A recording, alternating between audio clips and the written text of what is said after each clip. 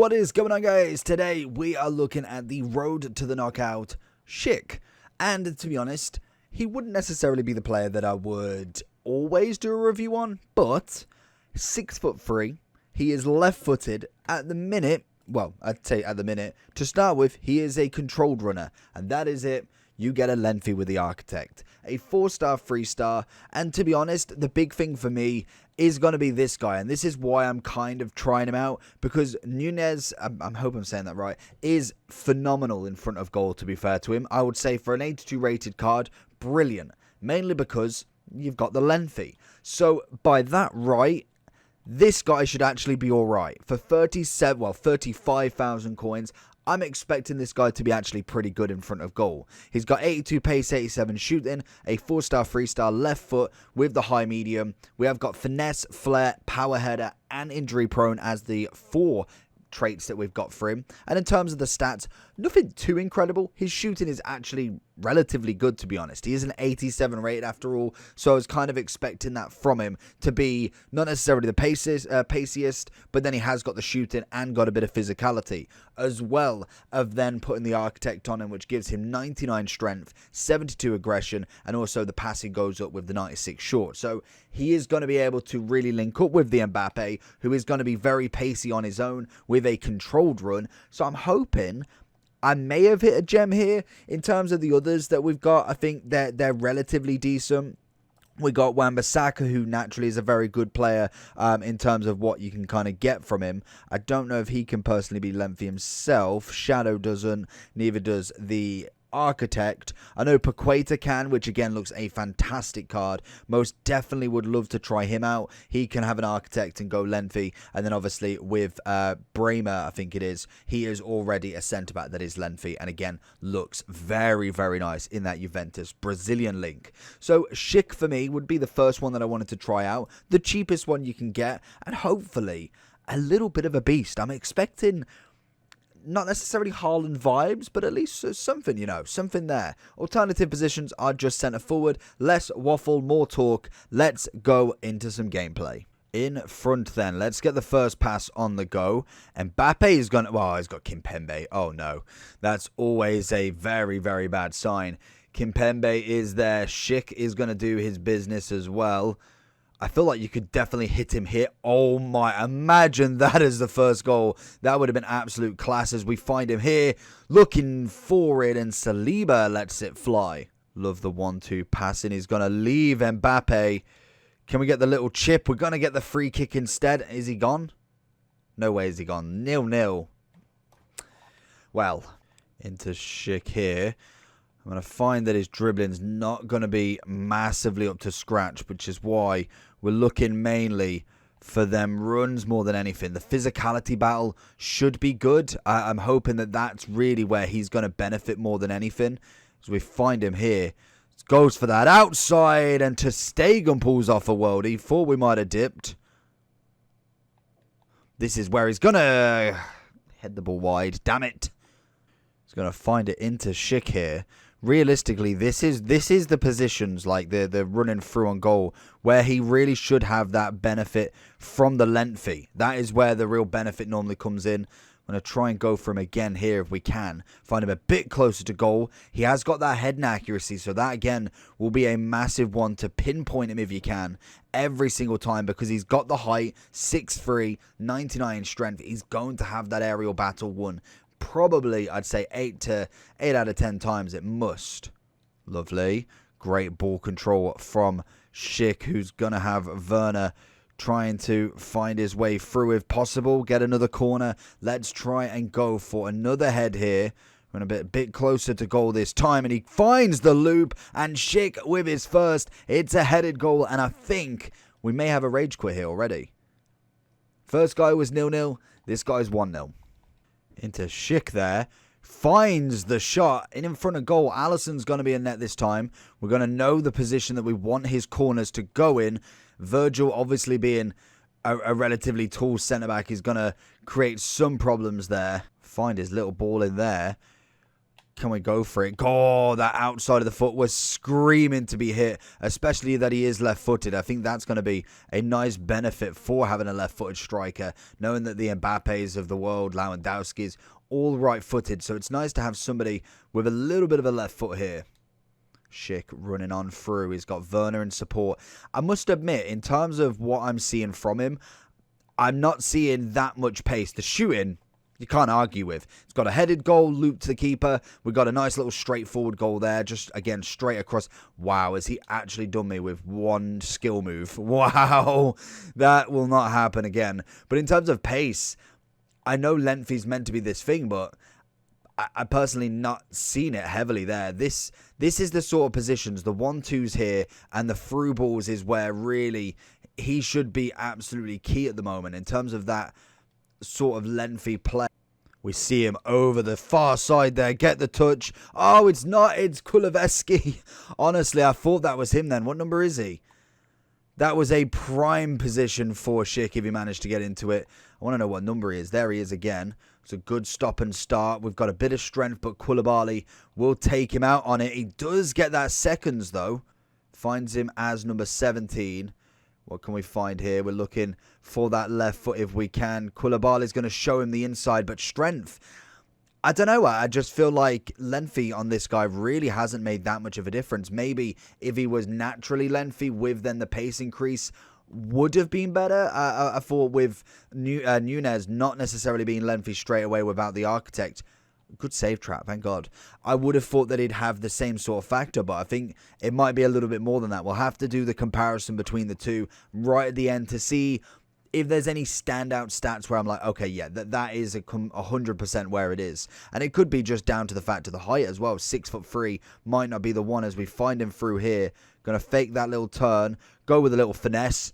That's beautiful. See, that is where I just get so misconfused with whatever happens. That is absolutely stunning play. Virgil's been sold down the river. He's managed to go onto his strong foot, get a little finesse. Keeper's got no chance. It's a solid goal. Absolutely solid. As again, we try and find him here. Koulibaly is going to be having that all day long. The only thing that I do think that he's absolutely worth is that strength battle, that kind of aggression to get the ball back is absolutely brilliant from time to time. I believe the biggest thing with somebody like Schick is not even necessarily his ability, but what you have got there. You've got a 35,000 coin player in a market full of hundreds and hundreds of thousands that can do a job. Yes, he's not necessarily going to take you to the Foot Champs final 20-0. I can imagine there's players that definitely can do it still with him. We've seen Harry do it with bronze, silvers, literally the worst teams that you possibly could imagine in the best game mode, or at least the teams that require the best sort of players. So it's not like he can't. It all then depends on the player, but so that's stunning. That's great defending. But in terms of what you're getting, you get an 87 rated card that is 35,000 coins, has the ability to go up. I don't personally know how Bayer Leverkusen are doing. We will have a look at that shortly to see have they got a chance of an upgrade whilst we're waiting here. Oh, in fact, we can have a look now. So Bayer Leverkusen, UCL group stage. Let's have a look and see where they're at. So in terms of their table, they are currently sitting third. They have got They've got Porto, Club Brugge, and also Atletico. So there's still a strong chance. They will have to definitely kind of really pump it up against Porto, but even Atletico are only on 3 points as well. At the minute, Club Brugge has won 3 in a row. So it's going to be an interesting one. That could be a potential non-upgrade if he doesn't manage to, but we will see how it goes. So let's jump into the overall.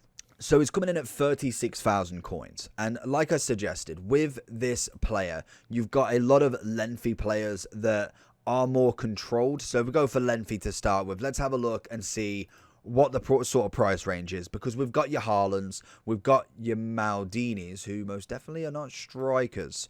So let's go there. There we go. So you've got your Drogbas. You've got, obviously, your Ruud van Nistelrooy, Alan Shearer. You've got all of these players, like even Crouch has got the lengthy. What the big thing is not necessarily just having the lengthy, because we can look at Alan Shearer and think, you know what, even with a Hunter, he's only going to get 84 pace. If then you look at somebody like Haaland, he's already got 89 pace. We could go and whack a Hunter on him, and then he's got 97 pace.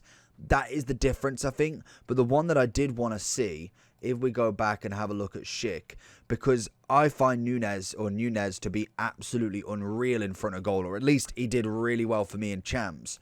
But that's why.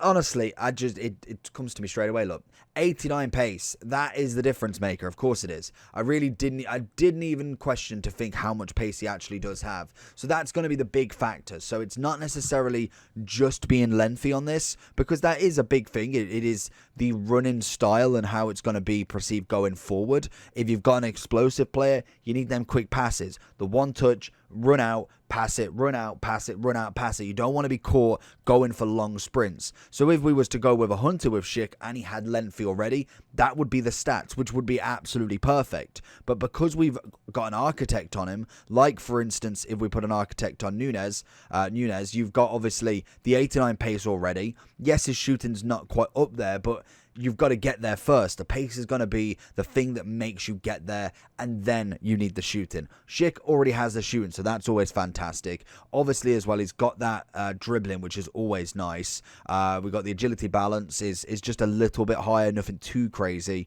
Reactions the same, ball control, composure is quite nice. And then obviously the physical battle are both very, very top end. Aggression more to Nunez, as well as the stamina, which is a massive increase. But we have got more heading and jumping on to Schick. So he is more your bog standard, get in behind, get the ball to his feet, give him a shot outside of the box, and more than likely he'll give you it. And then if you want him in the box, he'll give you a head. He's 6'3", big lad. He's going to not necessarily be the quickest on the ball. So that is kind of like the big thing. Looking at the players, not only if they can go lengthy, but what their stats are, because you have to put the architect on him. For instance, we have no other capabilities to put the Hunter. We can't put a finisher. We can't put a Deadeye. Whereas players that are already lengthy, like the Haalands, if you do a comparison between him and Haaland, I know money-wise is absurd, but if we was to look at, say, his 89 card right now, we've already got the lengthy, so already architect is on him, and then we think, okay, you know what, he's already lengthy,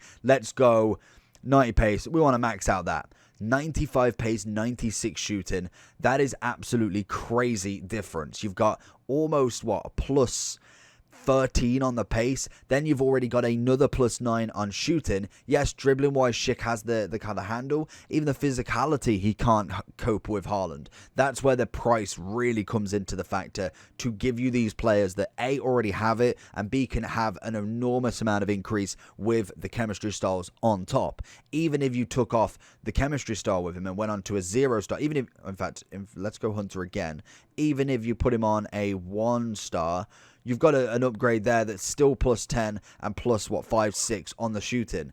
That is just absolutely nuts, and that's where the price difference will really come in. But the big thing for me, if Leverkusen do manage to do it, I would possibly look at buying one of these as maybe a slight investment, because I feel like there is a already market chain to say that Leverkusen ain't going through. Club Brugge is already on 9. They've got to lose all 3 matches after just winning all 3 matches. Guaranteed, I can imagine they probably lose to Atletico Madrid.